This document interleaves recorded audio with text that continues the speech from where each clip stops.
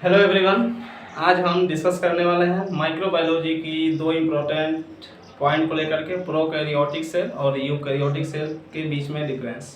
ठीक है, तो आप कहोगे क्या प्रोकैरियोट्स यूकैरियोट्स किए हुए हैं। हम तो 8वीं या 10वीं क्लास से पढ़ते आ रहे हैं प्रोकैरियोट्स यूकैरियोट्स। ठीक है, पढ़ा होगा आपने प्रोकैरियोट्स यूकैरियोट्स। ये जो डिफरेंस है थोड़ा अलग लेवल का है, जीआरएफ लेवल का डिफरेंस है और आपको नॉर्मली किसी बुक में मिलता भी नहीं। ठीक है, और इसको सबसे पहले अगर बात करें तो सबसे पहले 1957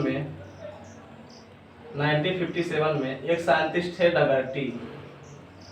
डगर्टी ने क्लासिफाई किया था किसके आधार पे, न्यूक्लियस के आधार पे। ठीक है, न्यूक्लियस के आधार पे जो क्लासिफाई किया था दो ऑर्गेनिज्म को, पहला प्रोकैरियोटिक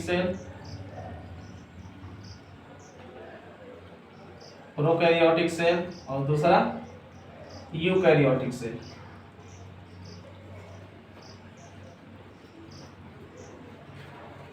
ठीक है, साइंटिस्ट ने डिवाइड किया था 1957 में। ठीक है, ये ओवरऑल लेवल वाला डिफरेंस नहीं है कि इसमें माइटोकॉन्ड्रिया है तो इसमें नहीं है, इसमें गोल्गी बॉडी है तो इसमें गोल्गी बॉडी नहीं है, ये थोड़ा अलग लेवल का है। ठीक है, ध्यान से देखिएगा।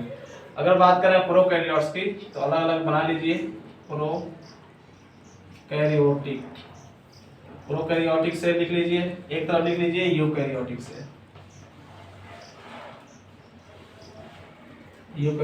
से। ठीक है, बीच में कर लीजिए लाइन। बात करें प्रोकैरियोट्स में सबसे अच्छा, इसमें कौन कौन सा आते हैं, इंक्लूड। इसमें कौन कौन आते हैं, सबसे पहले आप लिखिए इसमें बैक्टीरिया।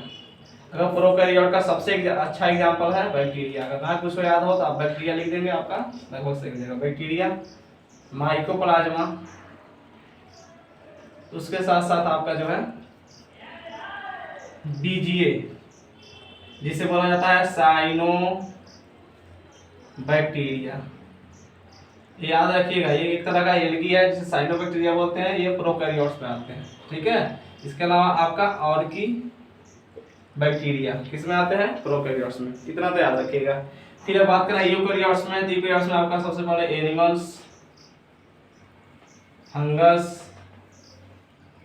ठीक है, उसके अलावा प्रोटिस्ट और प्लांट। ठीक है, ये सब किस में आ जाएंगे, यूकैरियोट्स में, यूकैरियोटिक सेल में आ जाएंगे। आप कहेंगे सर एल्गी कहाँ गया। एल्गी की अगर बात करें तो अगर आप क्लासिफिकेशन पढ़ेंगे उसमें सबसे पहले आपने पढ़ा होगा, अगर लोअर टू हाई जाएंगे प्लांट की कैटेगरी में सबसे पहले पढ़ेंगे एल्गी, फिर उसके बाद पढ़ेंगे टेरिडोफाइट्स।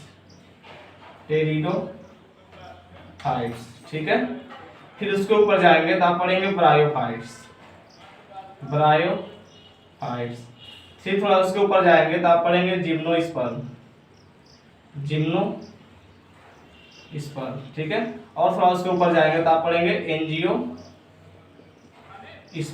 ठीक है, तो जितने भी हम प्लांट कल्टीवेशन करते हैं, जितने भी हाइयर प्लांट होते हैं सब किस में आते हैं, एंजियोस्पर्म में आते हैं। और सबसे लोअर प्लांट किस में आते हैं, एल्गी हो गया, टेरिडोफाइट्स आ गया, इन सब में क्या आते हैं, लोअर प्लांट्स आते हैं। ठीक है, ये प्लांट की कैटेगरी है, तो आपका एल्गी भी किस में आ जाएगा, एक तरह से प्लांट में आ जाएगा। ठीक है, इसके बाद से हम बात करते हैं आगे इसके न्यूक्लियस को लेकर।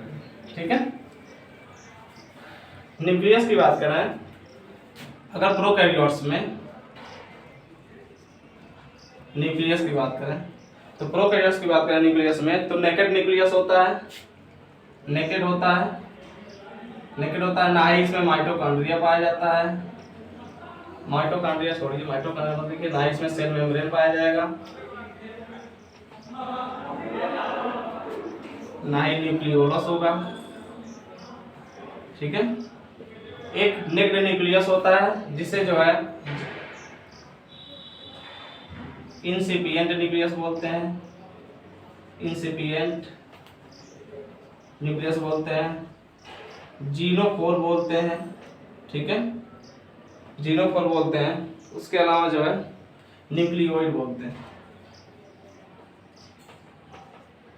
तो जो बैक्टीरिया का न्यूक्लियस होता है ये जो है डायरेक्ट कहाँ होता है, साइटोप्लाज्म के कंटेंट में, कंटेक्ट में होता है। ठीक है, साइटोप्लाज्म के कांटेक्ट में होता है और इसके न्यूक्लियस को क्या बोलते हैं, जीनोफोर, ठीक है, इंसिपिएंट न्यूक्लियस बोलते हैं। उसके अलावा जो है इसको जो है न्यूक्लियोइड बोलते हैं और इसको प्रोक्रोमोसोम भी बोलते हैं, प्रोक्रोमोसोम भी बोलते हैं, ठीक है। अगर यहाँ पे बात करें यूकैरियोट्स में तो ट्रू न्यूक्लियस पाया जाता है, ट्रू न्यूक्लियस पाया जाता है किसमें, यूकैरियोट्स में। अगर ट्रू न्यूक्लियस की बात करें तो ट्रू न्यूक्लियस हम उसे बोलते हैं जिसमें जो है वेल डिफाइंड न्यूक्लियर मेम्ब्रेन पाया जाता है, उसे ट्रू न्यूक्लियस बोलते हैं। इसके साथ साथ जो है इसमें न्यूक्लियोप्लाज्म होगा, न्यूक्लियोप्लाज्म होगा। जो इसमें डीएनए होता है किसके किसके कंटेंट में होता है, न्यूक्लियोप्लाज्म कंटेंट में। और जो इसमें डीएनए होता है ये भी सिंगल होता है, डबल स्ट्रैंडेड होता है और किसमें होता है, साइटोप्लाज्म के कंटेंट में, प्रोकैरियोट्स की अगर बात करें तो, ठीक है। अगर यूकैरियोट्स की बात करें तो न्यूक्लियोप्लाज्म होता है, उसमें न्यूक्लियोलस होता है, न्यूक्लियर मेम्ब्रेन होता है, ठीक है। उसके अलावा जो है उसमें न्यूक्लियर मेम्ब्रेन में न्यूक्लियोलस हो गया। उसके अलावा उसमें जो है डबल स्ट्रैंडेड डीएनए पाया जाता है, ठीक है। तो उसमें हो गया ट्रू न्यूक्लियस, ठीक है। उसके बाद बात करते हैं आरएनए की, आरएनए, ठीक है। अगर आरएनए की बात करें तो जो प्रोकैरियोट सेल होते हैं उसमें लगभग 65% पाया जाता है, ठीक है। अगर जो यूकैरियोट्स की बात करें तो आरएनए जो है इसमें पाया जाता है लगभग 45%, ठीक है। कभी कभी आपका डीएनए और आरएनए का रेशियो पूछता है, डीएनए और आरएनए का रेशियो, ठीक है, किसमें, प्रोकैरियोट्स में। इसमें होता है 1:2, ठीक है। अगर इसमें यूकैरियोट्स की बात करें तो इसमें डीएनए और आरएनए की रेशियो की बात करें तो इसमें जो होता है 1:1 का होता है, ठीक है। यानी कि यूकैरियोट्स में डीएनए और आरएनए लगभग इक्वल होते हैं। अगर प्रोकैरियोट्स की बात करें तो इसमें जो आरएनए होता है लगभग डीएनए से ज्यादा होता है, ठीक है।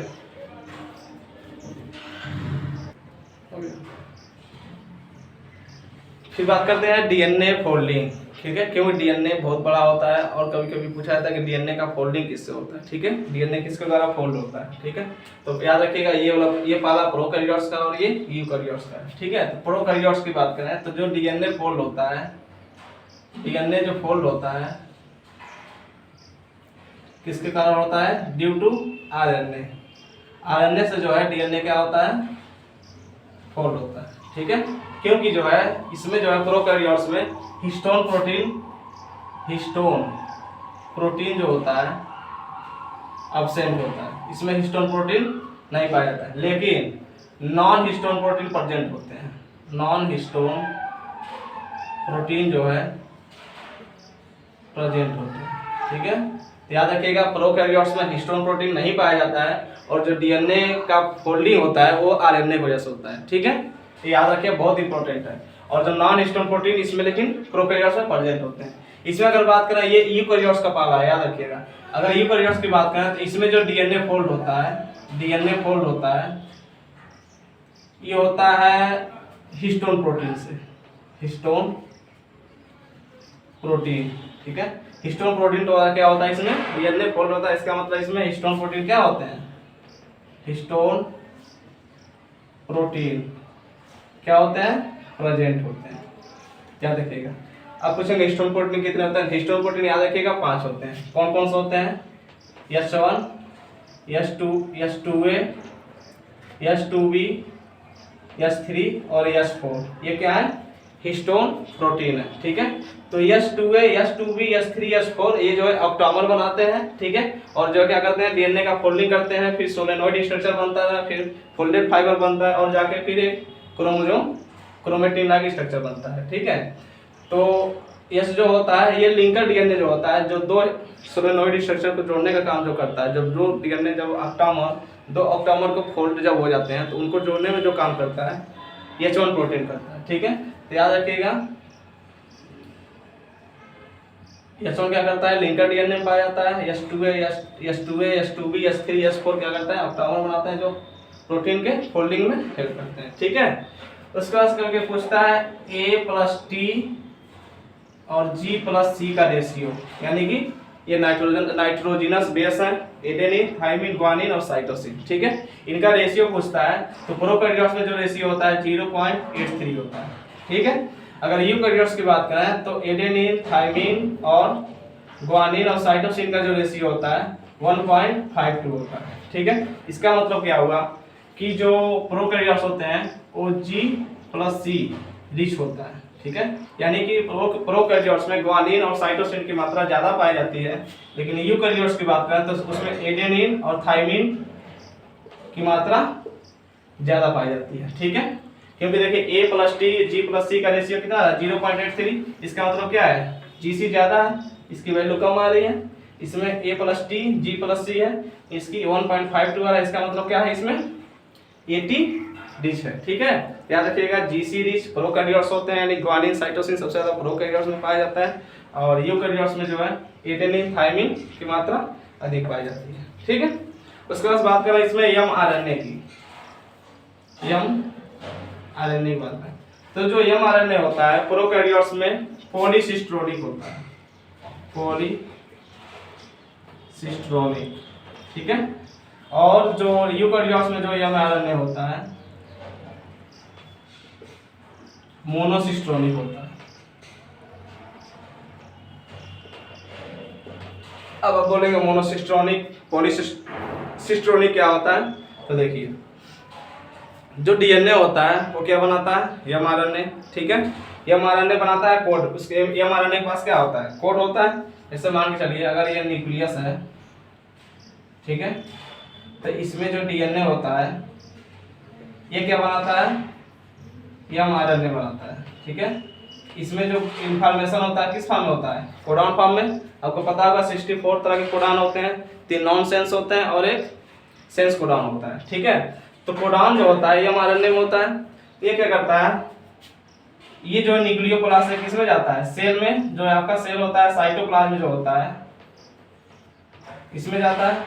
इसमें tRNA होता है, tRNA द्वारा उस कोडॉन पढ़ा जाता है, उसका एंटी कोडॉन किसके पास होता है tRNA के पास, तो उसको पढ़ करके जो क्या बनाया जाता है प्रोटीन बनाया जाता है। इसका मतलब जो है अल्टीमेट काम mRNA का क्या है प्रोटीन बनाना है, क्या है प्रोटीन बनाना, और प्रोटीन बना करके ही हमारे बॉडी में कोई भी कैरेक्टर अगर गवर्न होता है, ठीक है, कोई भी कैरेक्टर अगर एक्सप्रेस हो रहा है या कोई कैरेक्टर अगर दिख रहा है हमारे बॉडी में, तो किसकी वजह से प्रोटीन बनता है, डीएनए द्वारा mRNA बनाया जाता है, mRNA से tRNA द्वारा पढ़ा जाता है, और tRNA द्वारा पढ़ करके जो है फिर जो है प्रोटीन बनाया जाता है। ठीक है, कोडॉन द्वारा। तो जो mRNA होता है उसका अल्टीमेट का काम क्या है प्रोटीन बनाना। तो अगर mRNA द्वारा दो से अधिक प्रोटीन बनाया जाता है तो उसे क्या बोलते हैं पॉलीसिस्ट्रोनिक। ठीक है, अगर mRNA द्वारा केवल जो एक प्रोटीन बनाया जा रहा है तो उसे क्या बोलते हैं मोनोसिस्ट्रोनिक। याद रखिएगा, जब जो mRNA द्वारा 2 या 2 से अधिक प्रोटीन को बनाया जाता है तो उसे पॉलीसिस्ट्रोनिक बोलते हैं। जब mRNA द्वारा केवल एक ही प्रोटीन को कोड किया जाता है या केवल एक ही प्रोटीन बनाया जाता है तो उसे क्या बोलते हैं मोनोसिस्ट्रोनिक बोलते हैं। ठीक है, इसके अलावा बात करें इसमें जो जीन होते हैं प्रोकैरियोट्स की बात कर रहे हैं, इसमें जो जीन होते हैं ये जो है कॉन्टिन्यूअस होते हैं, कॉन्टिन्यूअस होते हैं, क्योंकि ना इसमें एक्सॉन पाया जाता है ना ही इंट्रॉन पाया जाता है। ठीक है, क्योंकि इसमें एक्सॉन इंट्रॉन नहीं पाया जाता है, और जो आपके यूकैरियोट्स सेल होते हैं उसमें जो जीन होता है डिसकंटिन्यूअस होता है, डिसकंटिन्यूअस होता है क्योंकि इसमें एक्सॉन इंट्रॉन ये सब जो है प्रेजेंट होते हैं। ये इंपॉर्टेंट है, बहुत इंपॉर्टेंट है, ये पूछता है। ठीक है, जो प्रोकैरियोट्स होते हैं उसमें जो जीन होते हैं कंटिन्यूअस होते हैं, और जो यूकैरियोट्स होते हैं उसमें जीन जो क्या होते हैं डिसकंटिन्यूअस होते हैं। ठीक है, इसके बाद बात करें लिंकेज ग्रुप की। ठीक है, लिंकेज ग्रुप लिंकेज ग्रुप की बात करें तो जो यूकैरियोट्स होते हैं लिंकेज ग्रुप उसमें 1 होता है। कैसे 1 होता है, आपने भी पढ़ा होगा कि जो बैक्टीरिया होते हैं उसमें जो है single double standard circular DNA पाया जाता है। क्या पाया जाता है single double standard circular DNA पाया जाता है। कुल मिला जुला के एक तो डीएनए है, जब एक डीएनए है उसमें लिंकेज ग्रुप कितना होगा, लिंकेज ग्रुप का मतलब होता है कि अगर किसी डिप्लॉइड क्रोमोसोम है तो उसका हैप्लॉइड नंबर जो क्रोमोसोम होता है वही उसका लिंकेज ग्रुप होता है। तो कुल मिला जुला के बैक्टीरिया में एक ही तो क्रोमोसोम है, तो लिंकेज ग्रुप एक से कम होगा नहीं, एक से कम होगा तो सर्वाइव भी नहीं कर पाएगा।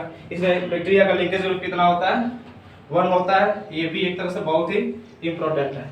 इसमें जितने भी बताए गए हैं सारे पॉइंट इंपॉर्टेंट हैं जो कि अक्सर एग्जाम में पूछे जाते हैं, ठीक है। और ये एडवांस लेवल का जो है क्लासिफिकेशन है जो अक्सर एग्जाम में आते हैं, आपको अच्छा किताबों में भी लगभग ऐसे नहीं पाए जाते हैं। JRF लेवल का जो है डिफरेंस है, ठीक है।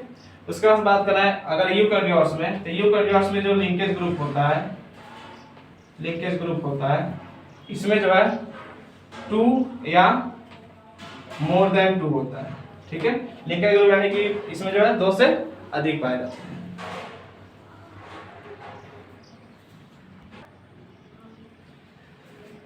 अब बात करते हैं मेम्ब्रेन बाउंड सेल ऑर्गेनली, ठीक है। अब वो 10वीं क्लास वाला आ गया कि माइटोकॉन्ड्रिया इसमें है तो इसमें नहीं है, गोल्गी बॉडी इसमें है तो इसमें नहीं है, ठीक है। अभी तक जो पढ़े हैं एडवांस लेवल का पढ़े हैं।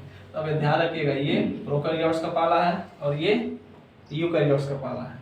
तो प्रोकैरियोट्स बात करें तो मेम्ब्रेन बाउंड सेल ऑर्गेनली जो है माइटोकॉन्ड्रिया,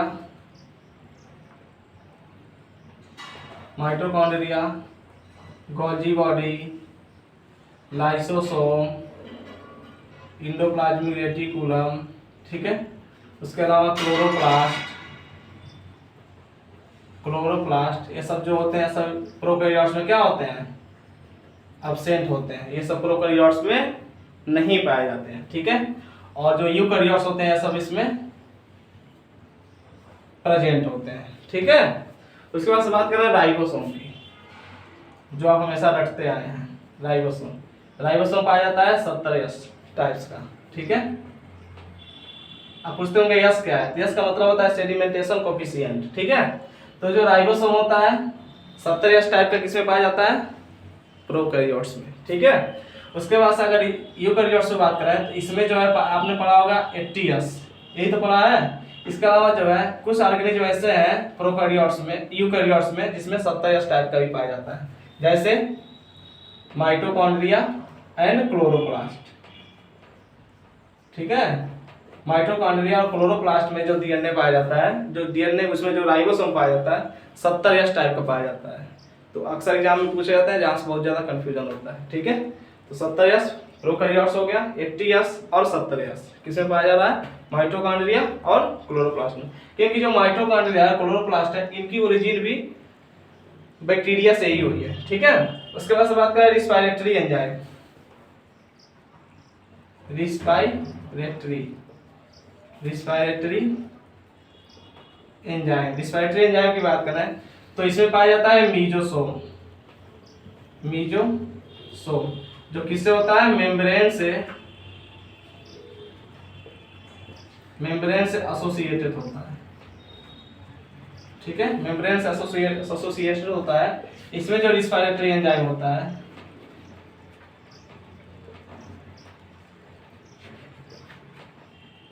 ये पाया जाता है आपका किसमें, माइटोकॉन्ड्रिया में, ठीक है। किसमें पाया जाता है, माइटोकॉन्ड्रिया में, ठीक है। इसके बाद बात करें इसमें जो स्टार्टिंग कोडॉन होता है, अभी हमने कोडॉन की बात किया था, जो इसमें स्टार्टिंग कोडॉन होता है वो होता है AUG, ठीक है। और इसमें भी जो प्रोकैरियोट्स होता है इसमें भी स्टार्टिंग कोडॉन क्या होता है, AUG होता है। इसके अलावा जो है कहीं कहीं आपको GUG भी मिल जाता है, ठीक है। एडेनिन, यूरेसिल और ग्वानिन, इसमें भी होता है और GUG होता है, ठीक है। उसके बाद से बात करें तो जो स्टेरॉल होता है, स्टेरॉल प्रोकैरियोट्स में जो है एब्सेंट होता है, नहीं पाया जाता है। और जो यूकैरियोट्स होते हैं उसमें जो है स्टेरॉल क्या होता है, प्रेजेंट होता है, पाया जाता है, ठीक है। तो ये डिफरेंस थे जो आपको याद रखने थे। इसके अलावा जो है कभी कभी एक क्वेश्चन और पूछा जाता है कि आपसे ये पूछता है कि smallest organism in the world, मतलब संसार में सबसे छोटा ऑर्गेनिज्म कौन सा है, तो आप सबसे पहले उसको क्या बताएंगे, माइकोप्लाज्मा बताएंगे, ठीक है। अगर इसके अलावा अगर आपसे ये पूछा जा रहा है कि smallest organism with cell wall, यानी कि सेल वॉल के साथ बताइए कि पृथ्वी पे सबसे छोटा ऑर्गेनिज्म कौन सा है, तो आप क्या बताएंगे, बैक्टीरिया बताएंगे, ठीक है। तो हो गया आपका प्रोकैरियोट्स और यूकैरियोट्स, बस ये हमें डिफाइन करना था और इसे याद रखिएगा। फिर मिलते हैं नेक्स्ट वीडियो में किसी नए टॉपिक के साथ, तब तक के लिए जय हिंद।